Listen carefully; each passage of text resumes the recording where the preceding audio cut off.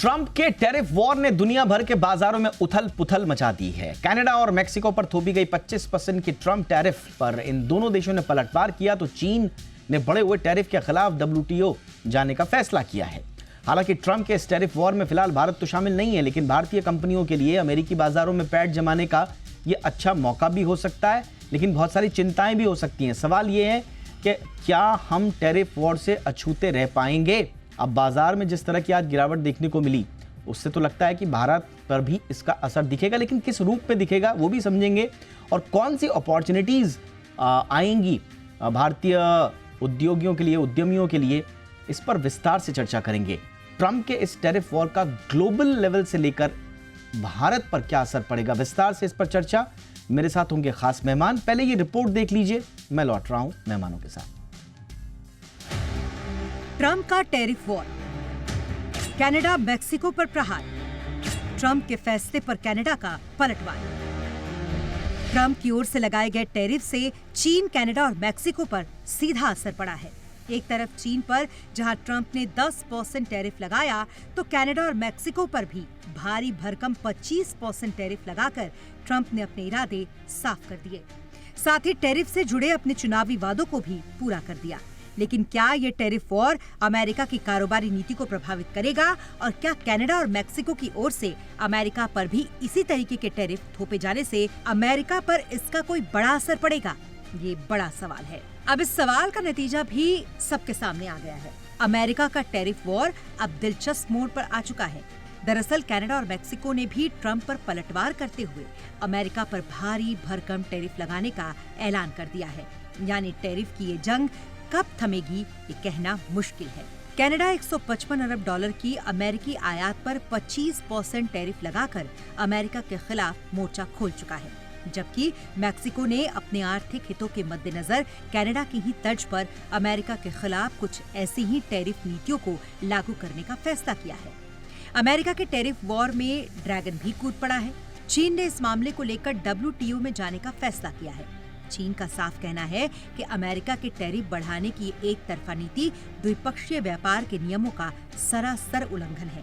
ऐसे में भले ही ट्रंप ने टैरिफ बढ़ाकर नए ट्रेड वॉर की शुरुआत कर दी हो, लेकिन अमेरिका का भी इस टैरिफ वॉर से आर्थिक नुकसान होने की आशंका बनी हुई है। सीधे तौर पर समझे तो कनाडा, मेक्सिको और चीन पर टैरिफ थोपने के बाद इन देशों की ओर से टैरिफ बढ़ाए जाने से अमेरिका में महंगाई बढ़ सकती है। खास करके अमेरिका में आयात होने वाले उत्पादों में जैसे इलेक्ट्रॉनिक्स, मशीनरी, खिलौने और यहाँ तक कि घरेलू सामान की कीमतों में उछाल देखने को मिल सकता है। वहीं कनाडा और मेक्सिको से आयातित कारों और ऑटो पार्ट्स पर टैरिफ लागू होने से अमेरिका में कारों की कीमतें बढ़ सकती हैं। इससे अमेरिकी ऑटो सेक्टर को नुकसान उठाना पड़ सकता है। फिलहाल इस टैरिफ वॉर से ट्रंप ने भारत को दूर रखा है। ऐसे में टैरिफ वॉर की इस जंग में भारतीय कंपनियों को अमेरिकी बाजार में पैठ जमाने का एक अच्छा मौका है। जाहिर है ग्लोबल मार्केट में बढ़ती प्रतिस्पर्धा के दौर में ट्रंप के इस टैरिफ वॉर का असर दूरगामी साबित होगा। ब्यूरो रिपोर्ट, जी मीडिया।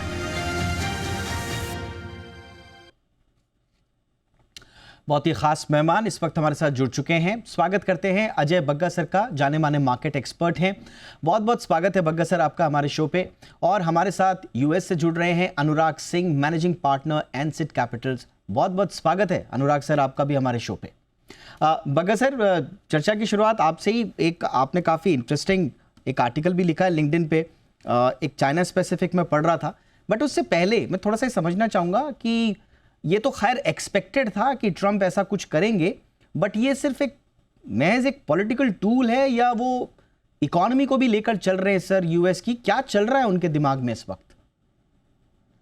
ये कौन बता सकता है। और ट्रंप का एक दिन से दूसरे दिन आई थिंक उनका भी कोई कंसिस्टेंसी नहीं है। उनका अभी पूरा इकोनॉमिक टीम भी सेटल डाउन नहीं हुआ। जब पहले दिन वो ओवल ऑफिस में साइन कर रहे थे एग्जीक्यूटिव ऑर्डर्स, तब कहा गया एक कमेटी बैठेगी, वो देखेगी ट्रेड के टैरिफ लगाने पे और क्या रिस्पॉन्सेज होने चाहिए। 1 अप्रैल तक वो कमेटी अपने रिपोर्ट देगी। उसके बाद कोलंबिया पे अनाउंस कर दिए टैरिफ। वो कोलंबिया ने एक दिन में घुटने टेक दिए। अब कह रहे थे कि 1 तारीख से करेंगे, बट मार्केट फुली डिस्काउंटेड नहीं था दीपक जी, इसलिए आज मूव्स आ रहे हैं। एशियाई बाजार देखें, यूरोपीय बाजार देखें, अमेरिकन बाजार अभी खुला है। वो क्यों मूव्स आ रहे हैं कि फुली डिस्काउंटेड नहीं था, सबको लग रहा था कुछ करार हो जाएगा। आज सवेरे वो कैनेडियन प्रधानमंत्री से बातचीत करने वाले हैं, बोल रहे हैं मेक्सिको के हेड से भी बात करेंगे। तो देखते हैं क्या होता है। चाइना में तो लूनार ईयर की छुट्टियां हैं, बट चाइना के वित्त मंत्रालय ने जरूर बयान जारी किया कल कि हम भी रिटेलिएटरी मेजर्स लेंगे और WTO में गुहार लगाएंगे। ये बिल्कुल विपरीत है इंटरनेशनल रिलेशंस के। और सबसे इंटरेस्टिंग बात क्या है दीपक जी के जब ट्रंप आए 2016 में, इन्होंने जो north American free trade agreement था नेफ्टा, उसको टेयर अप किया और खुद इन्होंने करार किया जो USMCS करके कहते हैं, US मेक्सिको कनाडा एग्रीमेंट को।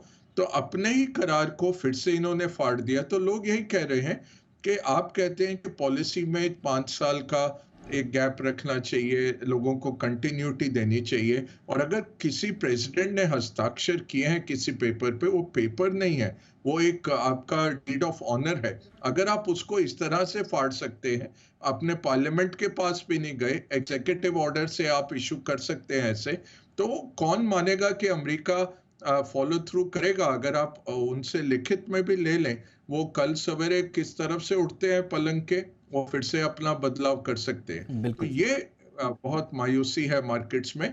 और इन्होंने कहा है कि यूरोपियन यूनियन पे भी लगाएंगे। हो सकता है इस हफ्ते के अंत तक ही यूरोपियन यूनियन पर भी टैरिफ लगा दिए जाएं। तो दोस्त हो या दुश्मन, किसी को भी ये चपेट में ले सकते हैं कभी भी। तो बहुत अनसर्टेनिटी हो जाती है और मार्केट का सेंटिमेंट काफी खराब हो जाता है। एब्सोल्युटली सर, आपने कहा दोस्त हो या दुश्मन। ट्रंप के बारे में तो ये भी कहा जाता है कि दोस्त जैसी कोई चीज़ उनकी डिक्शनरी में है ही नहीं, क्योंकि उनके रिलेशन बड़े ट्रांजैक्शनल होते हैं। वो हर बात पे शर्तें, नियम, कायदे तय करते हैं, खुद डिक्टेट करते हैं। अनुराग सर, थोड़ा सा बताइए क्या चल रहा है वहाँ पर, क्या लोग कह रहे हैं? अनप्रेडिक्टेबल हैं ट्रंप, हम सब जानते हैं, बट जैसा मैंने कहा कि वो ट्रांजैक्शनल भी हैं।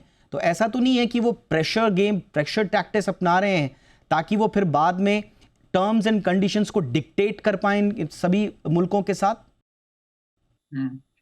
सो दीपक, देखिए, मैं कहूंगा कि ट्रंप अनकन्वेंशनल है और कुछ हद तक देखिए ये अप्रोच यूएस ने भी ये चॉइस ली है, knowing everything about Trump. Vote numbers वो रिफ्लेक्ट नहीं करता है क्योंकि उसमें बहुत सारे कैलिफोर्निया के वोट्स जुड़ जाते हैं, तमाम तरह की बातें हैं उसमें, लेकिन ओवरवेलमिंगली यूएस ने ट्रंप साहब को चुना है। They like his direct approach, they like his very unconventional approach, they like his America first approach. Deepak, ये मसले जो है ना, ये इतने, बहुत लोग उसको ना संजीदगी से नहीं लेते हैं कि ये देखिए, ये तो वो तो ट्रंप तो बिजनेसमैन है, उनको आप रियल एस्टेट डील दे दीजिए, वो कर देंगे। ये बहुत छोटी बातें हैं और ये उस बात की गहराई को नासमझी से कुछ लोग ट्रीट करते हैं इसको। मैं आपको 2-3 एक उदाहरण देता हूं। देखिए, नेटो को यूएस हमेशा से एक लीडिंग पार्टनर की तरह संभालता है, लेकिन जब उन्होंने पहली बार 2016 में बात कही थी कि 3% ऑफ जीडीपी, अपने देश का जीडीपी हर नेशन को कंट्रीब्यूट करना है, बहुत लोग, करीब 6-7 लोग थे जो 3% पर थे, बाकी सब 2 से नीचे थे। आज 27 में से करीब 21 नेशंस हैं जो अबाउट 3% पे आ गए हैं, बाकी अभी भी नीचे हैं, इंक्लूडिंग कनाडा। ये फेयर ट्रेड नहीं है। एट द सेम टाइम बहुत सारी गवर्नमेंट्स ऐसे बिहेव करती हैं एज इफ ये उनका न्यू नॉर्मल है और यूएस को लार्जेस्ट वो देना ही होगा, and then they try and retaliate against US companies. छोटा सा एग्जांपल देखिए, बिग टेक पे जितने तमाम तरह के, Apple, Meta, Facebook, even Twitter, जब से वो एक्स बना है, तमाम तरह के रिटेलिएशन यूरोपियन यूनियन दे रहा है। If somebody is trying to tell me कि ये पॉलिटिकल रिटेलिएशंस नहीं है, I refuse to believe it, right? Everybody can see through it. एक छोटा सा एग्जांपल देखिए, और मैं देख रहा था, अमेरिका फ्रीली लिकर, एंड ये सुबह ही एक चर्चा चल रही थी, अमेरिका फ्रीली लिकर इंपोर्ट करता है यूरोप से, कोई टैरिफ नहीं है। यूरोप ने अमेरिकन विस्की पर 25% टैरिफ लगा रखा है। देखिए, बातें छोटी छोटी हैं। But sorry to interrupt sir, Anurag sir, sorry to interrupt, लेकिन यहाँ इंडिया में हम लोग जो बिल्कुल मैं एक आम एक जन भावना की तरह बताता हूँ, यहाँ पर लोग जो पूछते हैं और थोड़ा बहुत अमेरिका की इकोनॉमी में बातचीत करते हैं या देखते हैं उसको, हम वो ये पूछते हैं कि ये ठीक है, ये टैरिफ जो ये फ्रेम किए गए हैं यूएस इंडस्ट्रीज को प्रोटेक्ट करने के लिए, लेकिन होता क्या है कि अक्सर हायर प्राइसेस फॉर कंज्यूमर के रूप में ये लैंड करते हैं, यानी कि सारे वहां पर चीजें कोई दाम बढ़ जाते हैं। कनाडा, मैक्सिको, चाइना, ये 1.2 ट्रिलियन यूएस इंपोर्ट्स का इसमें हिस्सा है, इतना काफी बड़ा हिस्सा है। इसमें आपके इलेक्ट्रॉनिक्स हैं, ऑटोमोबाइल हैं, फ्रेश प्रोड्यूस हैं, ये सारे एक्सपेंसिव हो जाएंगे। और हम जान रहे हैं कि वहां पर ऑलरेडी महंगाई चल रही है, कोई पार नहीं पा रहा है उस महंगाई से, वो और महंगाई हो जाएगी। तो ये सर ऐसे में आम लोगों पर इंपैक्ट नहीं आएगा सर वहां के?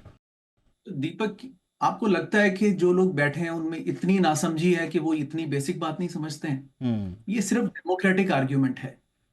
टैरिफ वो देता है जो वीक कंट्री होता है, eventually that country page the tariff.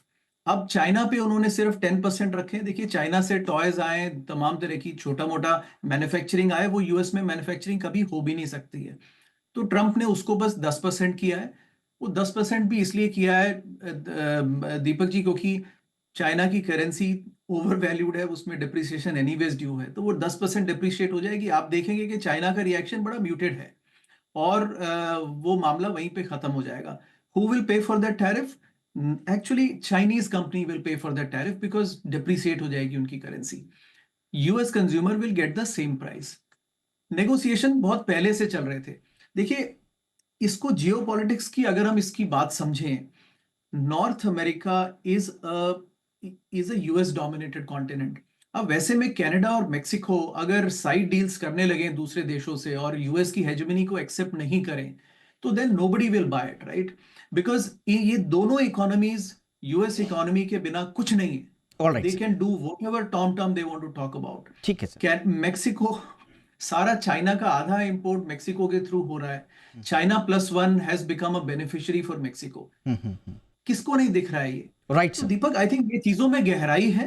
Okay, हमें इनको, मैं इतना कहूंगा कि ये देखिए, इसके पीछे नेगोशिएशन है। हम खुद देख रहे हैं ट्रूडो गवर्नमेंट से इंडिया को कितना डिफिकल्ट होता है डील करना। सेम डिफिकल्टी यूएस को भी हो रही है, which shortly will change within. Alright, तो आपकी बात से मुझे लग रहा है कि ये नेगोशिएशन के लिए एक टेबल पर आने के लिए एक तैयारी चल रही है ट्रंप साहब की ओर से, और जिसके लिए वो जाने जाते हैं। बगा सर, अब मैं यहां से आगे की कहानी आपसे पूछना चाहता हूं। अब आगे क्या होगा? क्योंकि भारत में भी हमने देखा, मार्केट बता रहा है कि डर तो है, और आपने जैसा बताया कि पूरी तरह से डिस्काउंटेड नहीं था ये, इसीलिए हमने रिफ्लेक्शंस देखे उसके। अब आगे क्या होगा सर, और उसमें भारत के लिए कितनी चिंता है? नहीं, देखिए, चिंता तो रखनी चाहिए हर वक्त। और अनुराग तो मेरे बहुत अजीज हैं, जो कहते हैं मैं हर वक्त इनकी बात मानता हूँ। बहुत अच्छी बात करी इन्होंने। और दीपक जी, ये देखिए, यूक्रेन रशिया बोलते रहते हैं, बट अगर आप ईयू की कंट्रीज का ट्रेड देखें, आर्मीनिया के साथ, कजाकिस्तान के साथ, यहाँ तक उज्बेकिस्तान के साथ, अजरबैजान के साथ 600-800% बढ़ गया उनका ट्रेड। वो क्या मतलब है? यूरोप का जो भी माल जाता था रशिया को, वो अब आर्मीनिया के थ्रू जाता है। रशिया का जो माल आ रहा था आर्मीनिया के थ्रू आ रहा है। तेल गैस क्योंकि बहुत वो शिप से जा सकता है, पाइपलाइन तो बंद हो गई, एक पाइपलाइन रह गई टर्की से बस। तो बाकी चीजें अगर आप देखें वो चल रही हैं। तो इन्होंने जो मेक्सिको की बात करी, 2016 में जब ट्रंप ने बातचीत शुरू की, 2018 में पहले टैरिफ लगाए, उसके बाद क्या हुआ है, फ्रेंड शोरिंग बहुत हुई है। तो सेम कंपनियां हैं, चाइनीज वहां वर्कर भी बैठे हुए, मैनेजर भी बैठे होते हैं। अब क्या था, ये बहुत ही एक सुंदर नाफ्टा का जो आया इनहेरिटर यूएस एमसीएस, उसमें क्या था, low cost labour of Mexico, Chinese natural resource और यूएस इनोवेशन और कैपिटल, ये तीनों मिलके बहुत ही इन्होंने जबरदस्त एक ट्रेडिंग ब्लॉक बनाया चाइना की हेजिमनी को तोड़ने के लिए। उसमें क्या हो गया, चाइना धीरे धीरे घुसते घुसते, अब वो कैनेडियन पार्लियामेंट की रिपोर्ट देखिए, कितना हस्तक्षेप है चाइना का कैनेडियन पॉलिटिक्स में। यहाँ तक खालिस्तानियों को भी पाकिस्तानी और कैनेडियन ही चला रहे या चाइनीज चला रहे। सेम वे मेक्सिको में भी चाइना बहुत डीपली घुस गया। तो अगर ये जियोपॉलिटिकल जंग है चाइना को खदेड़ने की, जैसे पनामा में आज आपने वक्तव्य देखा होगा, पनामा गवर्नमेंट का कि वो बेल्ट एंड रोड इनिशिएटिव में अब आगे से चाइना से कोई करार और नहीं करेंगे। पनामा कैनाल के दोनों तरफ चाइनीज के ब्रिज बन गए हैं। अब बेल्ट एंड रोड आप समझाइए किस तरीके से चाइना से आप ले सकते हैं पनामा में। हम तो इटली पे भी हंस रहे थे जब उन्होंने बोला बेल्ट एंड रोड बनाएंगे, फिर हमने बोला चलो इटालियन गए थे उस टाइम पे सिल्क रूट पे। पनामा में चाइनीज कंपनियां घुस गई थी और बनाया किसने था पनामा कैनाल? अमेरिका ने। तो उस तरीके से मैं बिल्कुल कहूंगा कि ठीक है, बट ये जो अपएंडिंग हो रहा है सिर्फ मार्केट और इकोनॉमी की तरफ से, इससे क्या होता है? ट्रेड वॉर होता है, इन्फ्लेशन बढ़ती है। अब अनुराग ठीक कह रहे हैं कि उनको ही देना पड़ेगा और चाइना क्या करता है? करेंसी डेप्रिशिएट करता है। ये तो मैं नवंबर से कहता आ रहा हूँ कि रुपया और गिरेगा, क्योंकि चाइना डेप्रिशिएट करता है। 2018 में भी 19 में भी उन्होंने यही किया था और मार्केट बड़े तगड़े गिरे थे उसके कारण। हमारा भी रुपया बहुत हाईली ओवर वैल्यूड है, 108 है real exchange rate of rupees. अगर आरबीआई का मॉडल लगाएं 108 पे आता है, हम 87 88 पे बौखलाए हुए हैं। तो रुपया तो गिरना है और चाइनीज करेंसी भी गिरेगी, इन्फ्लेशन बढ़ेगी शॉर्ट टर्म में। कंपनियां जो सप्लाई चेन बना के बैठी है, मेक्सिको से इंटरमीडिएट गुड्स ले रहे थे, कनाडा से लंबर ले रहे थे, नेचुरल रिसोर्सेज आ रहे थे। बहुत सारी यूएस रिफाइनरीज ऐसी हैं जो शेल ऑयल के क्रूड को नहीं प्रोसेस करती, लाइट क्रूड को नहीं कर पाती, भारी करती हैं वो प्रोसेस, वो सिर्फ चाइना से आता है। तो इतना आसान नहीं है, क्योंकि एक ये फ्री मार्केट था तीनों का। ये जरूर है कि इन्होंने एक आउटलायर मूव किया है और हो सकता है अब बैठेंगे कि हम इसको पोस्टपोन करते हैं 3 महीने के लिए, आप नेगोशिएटिंग टेबल पे आइए और बंदूक साथ में रखेंगे। वो टेडी रूजवेल्ट जो कहते थे कि have a soft voice and carry a big stick. एक आपके आर्टिकल में, सॉरी टू इंटरप्ट सर, एक आपके आर्टिकल में क्योंकि आपने जिक्र किया तो मैं थोड़ा सा इसको क्योंकि इंडिया के पर्सपेक्टिव से भी लेना चाह रहा हूं। आपने अपने आर्टिकल में लिखा है कि ऑफलोडिंग होगी एक्सेस प्रोडक्शन की in countries other than US. China करेगा, स्वाभाविक रूप से कुछ ना कुछ तो करना पड़ेगा उसको। और इसी बीच में भारत में चिंताएं ये हो रही हैं कि जो जितने भी चीपर ऑल्टरनेटिव्स हैं, कहीं चाइना फ्लड ना कर दे इंडियन मार्केट्स को। तो ये हमारे लिए सर कैसा रहेगा?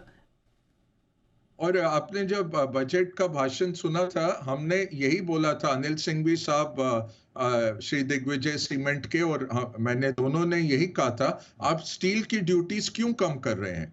ठीक है, घरेलू उत्पादकों के लिए अच्छा है, ऑटोमोबाइल वगैरह के लिए अच्छा है, बट वो बातचीत करनी है और हमें प्रोटेक्ट करना है अपनी स्टील इंडस्ट्री को चाइना की डंपिंग से। 2018, 19, 20 यही हुआ था। चाइना की ऑलरेडी आज जो कैक्सन पीएमआई आई है बहुत खराब आई है, उसका इंडस्ट्रियल प्रॉफिट डाउन है, एक्सेस कैपेसिटी बैठी हुई है चाइना में, जो आज मेंशन किया मैंने अपने लेख में भी। तो ये 3 ऑर्डर इफेक्ट देखते हैं दीपक जी। एक ऑर्डर तो हो गया, आज स्टॉक मार्केट गिरेगा, रिस्क एसेट गिरेंगे, और जो क्रिप्टो की गुहार लगाते थे, डिजिटल गोल्ड है, आज देखिए क्रिप्टो कैसे $2 बिलियन क्रिप्टो से निकले नहीं कि आज $180 बिलियन मार्केट कैप क्रिप्टो की गिर गई। जो 10-20% एसेट क्लास ऐसे बढ़ सकती है एक ट्रम्प पे, तो आप सोचिए उसमें आप क्या पैसा लगा रहे हैं। तो पहला ऑर्डर हुआ, रिस्क एसेट गए। दूसरा इफेक्ट जो आएगा करेंसीज में आएगा। आज मैक्सिकन पेसो जब खुला है 3 साल के न्यूनतम रेट पे, कैनेडियन डॉलर 2003 के न्यूनतम रेट पे पहुंच गया। डॉलर 1.5%, डॉलर इंडेक्स 1.5% दौड़ा, फिर थोड़ा सा रिलैक्स होके आया नीचे। रुपया नीचे जाएगा, चाइना अभी खुलेगा वेडनेसडे को, फिर आप देखिए वो प्रोटेक्ट कर रहे थे एनडीएफ मार्केट में चाइनीज गवर्नमेंट अपने करेंसी को, बट देखिए वो 60-70 0.7 युआन वो जरूर गिराएंगे। 10% का डिप्रिसिएशन वो करके इसको खत्म करेंगे टैरिफ को। तीसरा ऑर्डर इफेक्ट है डंपिंग का। वो बहुत बड़ा संकट है पूरे विश्व के लिए कि चाइना का एक्सेस कैपेसिटी, और क्योंकि अफ्रीका तो उनके कब्जे में है, अफ्रीका की 40% एग्रीकल्चर लैंड आज चाइनीज हिस्सेदारी है उसमें। 50% माइनिंग अफ्रीका की चाइनीज कंपनी या कम्युनिस्ट पार्टी या उनके फ्रंटमैन के हाथ में पहुंच चुका है। तो छोटे छोटे देश कुछ कर नहीं सकते, वहां डंपिंग होगी। भारत के लिए बहुत संकट है, भारत की मैन्युफैक्चरिंग के लिए संकट है, और हमें देखना पड़ेगा क्या हमें ड्यूटीज बढ़ाने पड़ेंगे चाइनीज उत्पादकों के आगे, वो बहुत जरूरी रहेगा। आपने सही कहा सर।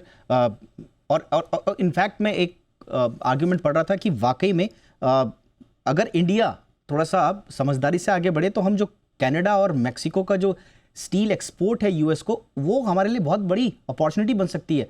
65% जो है कनाडा और मेक्सिको का होल्ड है यूएस स्टील इंपोर्ट्स में। तो वहाँ पर हमारे लिए अभी इंडिया का मात्र 6.8% है। बट प्रॉब्लम वही है कि अगर इंडियन मैन्युफैक्चरर्स के लिए अगर वहाँ पर मौके खुले तब ना, अगर डंपिंग जोन बन गए हम चाइना के तो बड़ा मुश्किल हो जाएगा। अनुराग सर, ये बहुत सारे अपॉर्चुनिटीज़ भी हैं, अपॉर्चुनिटीज़ और भी हैं, gems, jewellery, iron, steel, processed food, हर किसी में कहा जा रहा है कि भारत के लिए ये तो बहुत बड़ी अपॉर्चुनिटी है। बट प्रॉब्लम हमारे यहाँ मैन्युफैक्चरिंग की भी है, थोड़ा सप्लाई चेन कॉन्स्ट्रेंट्स भी हैं, थोड़ा सा पॉलिसीज़ के इश्यूज़ पर भी है। आपको क्या लगता है सर, ये मौका हो जाए भारत के लिए, ये इन देशों की आपदा हमारे लिए अवसर बन जाए, इसके लिए हमें क्या करना पड़ेगा सर? दीपक जी, हमें ये करना पड़ेगा जो एक noted Indian origin economist US में है, जगदीश भगवती, आई थिंक मैं रिकॉल अगर कर रहा हूं तो उन्होंने ये कहा था कि when two elephants fight you should get out of the way. देखिए, इसमें इंडिया का कुछ, we should just stay out. India is not a target in this policy, right? Target European Union है, टारगेट चाइना है, and Trump will settle the direction and overall achieve a balance with these powers. इसमें हमें खामखा पढ़ने की जरूरत नहीं है, लेकिन we have to be cautious that you know our terms are pretty fair. India को तो बेनिफिट ही होता है यूएस से, और इंडिया कोई कोई ऐसा अनफेयरनेस इंडिया में ज्यादा कहीं भी नहीं जाती है। देखिए, माइनर टैरिफ्स तो इंडिया लगाता है, but they are not so significant, वो बस एक नेगोशिएशन का जरिया होता है। बट अजय सर ने जो इंडिया को जो कॉशन है, तो दीपक जी, वो अजय सर ने बड़े सेंसिटिविटी से बताया। चाइना के पास इतनी कैपेसिटी है कि इंडियन मैन्युफैक्चरर्स कोई मैन्युफैक्चर नहीं करना चाहता है। सबको पता है कि आप कितनी ड्यूटी लगा लीजिए, चाइना का इंपोर्ट तो भी सस्ता पड़ेगा। So one, this is imminent and we should accept it. अब आज कल में तो हम फैक्ट्रीज नहीं लगा सकते हैं। Second, or again, China is also an elephant. We can't really do a trade war with China. It's not going anywhere. Politically, हम कुछ भी कहें, तो we focus on our strength. हम अपनी services की strength पे focus करें। US की market का benefit Indian services लेती ही हैं, उस पर focus रखें, और व्यर्थ के झगड़ों में ना पड़ें और बयानबाजी कम रखें। इतना ही है, बिकॉज अल्टीमेटली हम we have to make our economy domestically strong. Manufacturing हमारा स्ट्रेंथ है नहीं, मैं मानता हूं शुरू से, और सर्विसेज हमारा स्ट्रेंथ है, वहां हम फोकस करें। इतना ही कह सकते हैं दीपक अभी, और that's where India has to focus on internally on its own domestic economy. That is a bigger concern for India rather than these trade wars. All right, तो आप कह रहे हैं कि ट्रेड वॉर में बहुत ज़्यादा घुसने की आवश्यकता नहीं है, न ज़्यादा परेशान होने की आवश्यकता है, और न ज़्यादा एम्बिशियस होके ज़बरदस्ती उसमें ओवर एम्बिशियस होने की आवश्यकता है। थोड़ा सा वेट एंड वॉच की स्थिति, अब इसी में हम लोग रहेंगे। और जैसा बग्गा सर ने कहा कि जो चिंताएं हैं हमारी, उनको दूर करने पर भी काम होना चाहिए, और डोमेस्टिक हमारा जो इनवर्ट लुकिंग जो हमारी पॉलिसी है अपने डोमेस्टिक मार्केट को स्ट्रेंथन करने के लिए, उस पर हमें फोकस करना चाहिए। कुछ कह रहे हैं दीपक? एक छोटा सा अगर स्टेटमेंट कहना चाहूँ, बहुत सेंसिटिविटी से कहना चाहता हूँ। दुनिया बहुत तेजी से बदल रही है। We have to, and when I say we, I mean as an Indian, we have to be very smart and very swift. बहुत तेजी से दुनिया बदल रही है, हमें पीछे नहीं रहना है, तो हमें बहुत तुरंत एक्शन करने पड़ेंगे। My sense is government is little too slow. वो पॉपकॉर्न के डीएसटी में हम ना बड़ी बड़ी रेसेस मिस कर रहे हैं। तो ये बस छोटा सा मैसेज है, लेकिन इसमें बहुत सेंसिटिविटी है दीपक। दुनिया बहुत तेजी से बदल रही है, हम पीछे रह रहे हैं। हमें ज्यादा स्मार्ट होना पड़ेगा, उलझना नहीं है। बग्गा सर, आपका क्लोजिंग स्टेटमेंट क्विकली सर, क्या करना होगा? नहीं, इसे मैं बिल्कुल इत्तेफाक रखता हूं, और यही मैं पूरे बजट में मैं क्या कह रहा था, फिस्कल स्टिमुलस का आपके पास स्पेस नहीं था। 1 लाख करोड़ देना पड़ा कंजम्पशन में, तो इंफ्रास्ट्रक्चर से निकाला। मॉनेटरी स्टिमुलस, आरबीआई की आंखें खुली हैं, और फरवरी 7 को फ्राइडे को रेट काटेंगे, बट देर से आ रहा है, 3-4 महीने। तो मॉनेटरी स्टिमुलस, अब आपके पास जगह कहाँ रह जाती है? Reforms stimulus. Make in India को आसान करने के लिए मैं हाथ जोड़ के कहता हूँ 20, 25, 30 लाख जो ब्यूरोक्रेसी है हमारी, जो नोच के खा जाते हैं फैक्ट्री वाले को, उनको गुहार देनी चाहिए सरकार को कि 2 साल छोड़ दो लोगों को, वेल्थ क्रिएटर्स को, ना लो रिश्वतें, ना उनके सर पे चढ़ो, जरूर आप लॉज करो, लॉज को इंप्लीमेंट करो, पॉल्यूशन मत करने दो किसी को, वो सब, बट ये ease of doing business Deepak ji, ये रिफॉर्म स्टिमुलस की जरूरत है भारत को। फिस्कल हाथ बंधे हुए हैं, मॉनेटरी टाइम लगता है 9 से 12 महीने, रिफॉर्म स्टिमुलस अगर आप कर दो तो वो मेक इन इंडिया, चाइना +1, उसका बेनिफिट आ सकता है। अभी हमें इलेक्ट्रॉनिक्स में बेनिफिट मिला है, हमने देखा बिलियंस ऑफ डॉलर्स का हमारा एक्सपोर्ट शुरू हो गया, उसमें वैल्यू एडिशन जरूरत है, बहुत चीजें आ सकती हैं क्योंकि टेक्निकल बेस हमारा बहुत अच्छा है, लोग बहुत अच्छे हैं, फ्रूगैलिटी से काम करते हैं, ब्यूरोक्रेसी रेड टेप में अटक जाती है, जिंदगियां खत्म हो जाती हैं। 1 करोड़ MSME बंद हुए हैं 2016 से अब तक, 1 करोड़ बंद हुए हैं। इतना मुश्किल है ऑपरेट करना। वियतनाम में जाके आप प्लांट लगा लीजिए, मेक्सिको में कर लीजिए, साउथ अमेरिका में कर लीजिए, वो ज्यादा आसान है बनिस्बत भारत में किसी इंडस्ट्रियलिस्ट को प्लांट लगाने का। ये बहुत जरूरी है, रिफॉर्म स्टिमुलस दीपक जी, ये बहुत जरूरी है। एब्सोल्युटली सर, रिफॉर्म्स होने चाहिए, बिल्कुल होने चाहिए। रिफॉर्म स्टिमुलस जो आपने कहा, पैसे आप दो ना दो, कम से कम ईज ऑफ डूइंग बिजनेस 2.0 जो बार बार हम कह रहे हैं कि उसको लागू कर दो, थोड़े से हाथ छोड़िए, खुले छोड़िए यहाँ के, वरना टेक्सटाइल में ही हो जाएगा। टेक्सटाइल में कितने मौके थे हमारे पास, लेकिन हमारा US में आप देख लीजिए, बांग्लादेश और कंबोडिया से भी हम पीछे हैं। हमारे लिए बहुत बड़ी अपॉर्चुनिटी थी बट उसको हम भुना नहीं पाए। जो बग्गा सर बार बार कहते हैं चाइना +1, दुनिया भर की अपॉर्चुनिटी आई और हम बस हाथ पर हाथ धरे रहकर बैठ गए। अपनी जेबें गर्म कर रहे हैं हमारे अधिकारी, अपने हाथ गर्म कर रहे हैं, अपॉर्चुनिटीज़ नहीं दे रहे हैं। तो वो मेरे ख्याल से इस वक्त एक मौका है कि वहाँ पर सोचा जाए। बहरहाल ये समय के गर्भ में है कि भारत इसमें आपदा अपने लिए अब आमंत्रित करता है या मौके खोजकर, मौके को भुनाकर यहाँ वेल्थ क्रिएट करता है, ये अब भारतीय नीति पर डिपेंड करेगा। बहुत बहुत शुक्रिया आप दोनों का वक्त निकालने के लिए। Bagga sir, thank you so much sir. Anurag sir, बहुत बहुत शुक्रिया सर आपका।